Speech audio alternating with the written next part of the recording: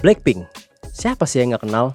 Bahkan orang yang nggak denger K-pop pun pasti familiar dengan nama ini. Girl group asal Korea Selatan yang sangat sukses sampai bisa menguasai dunia. Musiknya selalu trending, gayanya selalu menjadi inspirasi, dan comeback mereka selalu ditunggu-tunggu. Dalam waktu kurang dari 10 tahun, mereka berhasil mengubah wajah musik K-pop dari Korea Selatan ke level yang sangat global. Tapi, kira-kira kenapa ya mereka bisa sampai sebesar itu? Ini dia alasan dan bagaimana Blackpink bisa mempengaruhi dunia.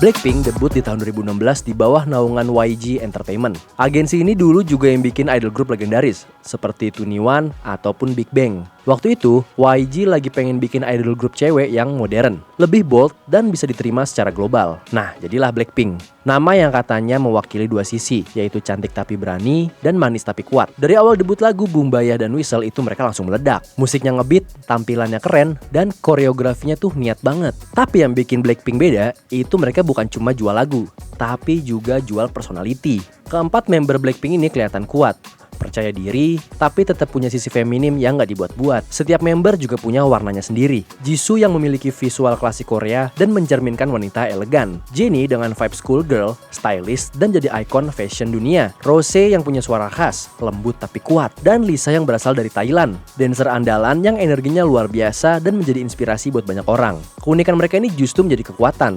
Dari situ dunia mulai sadar bahwa K-pop itu bukan cuma Korea saja, tapi bisa jadi budaya global. Blackpink ini timing lahirnya pas banget. Tahun 2016 ke atas itu masa dimana K-pop lagi booming ke seluruh dunia. Kalau ngomongin Hallyu alias gelombang budaya Korea, Blackpink adalah pendorong generasi ketiga. Tapi Blackpink datang dengan versi baru, yaitu musiknya K-pop tapi rasanya sangat global. Mereka banyak berkolaborasi bersama artis barat seperti Dua Lipa, Lady Gaga, Selena Gomez. Setiap kolaborasi itu bukan cuma nambah fans baru, tapi juga membuka pintu untuk orang barat biar mereka dengerin K-pop lebih banyak. Musik mereka tuh juga gampang banget nyangkut di kepala, seperti lagu Do Do Do, Kill This Love, ataupun How You Like That. Semuanya punya beat yang kuat, visual yang keren, dan koreografi yang memorable. Selain musik, mereka juga punya pengaruh gede banget di dunia fashion. Masing-masing member menjadi brand ambassador dari brand terkenal di dunia. Seperti Jennie yang memegang Chanel and Calvin Klein, Jisoo dengan Dior, Rose dengan Saint Laurent and Tiffany, dan yang terakhir itu Lisa dengan Celine and Bulgari.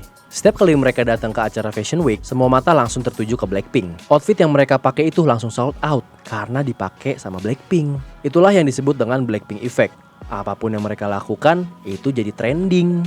Secara ekonomi, mereka juga luar biasa. Tour dunia mereka, Born Pink World Tour, nembus lebih dari 1,8 juta penonton dan menghasilkan ratusan juta dolar. Mereka bukan cuma penghibur, tapi juga menggerakkan industri dari musik, fashion, bahkan pariwisata Korea. Dan yang paling keren, Blackpink berhasil mengubah dunia bagaimana cara melihat perempuan Asia. Mereka bukan tipe lemah dan manis yang biasanya hanya diam, tapi sosok yang kuat, percaya diri, dan bisa berdiri sejajar dengan siapapun.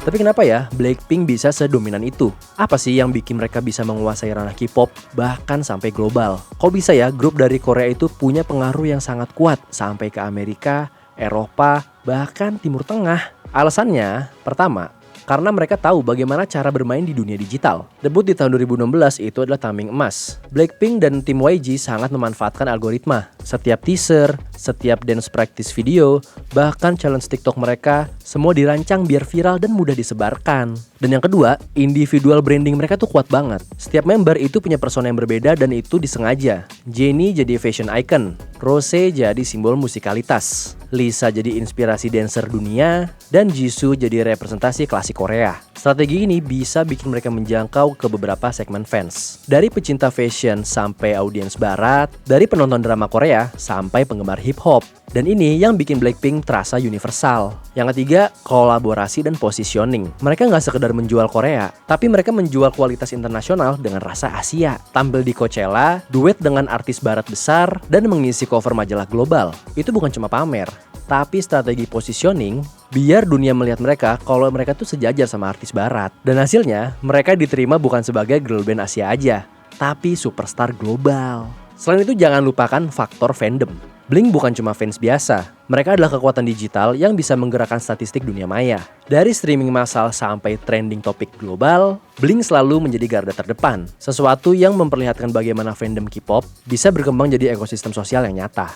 Blink bukan sekedar pendukung, tapi bagian dari strategi promosi yang hidup dan bernapas bersama artisnya.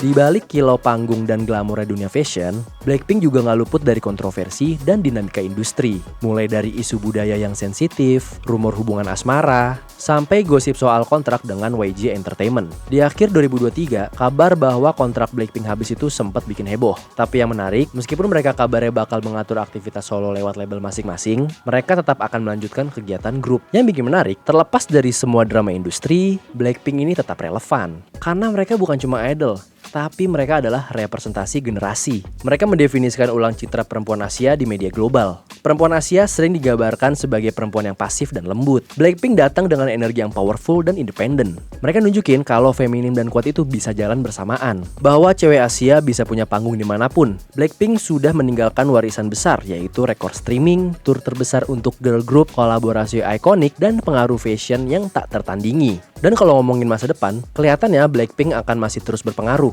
Mereka udah bukan cuma idola, tapi ikon budaya. Mereka membentuk standar baru untuk girl group lain bahwa buat sukses global nggak cukup cuma punya lagu bagus, tapi harus punya karakter yang kuat, strategi digital, dan pesan yang nyambung sama generasi muda.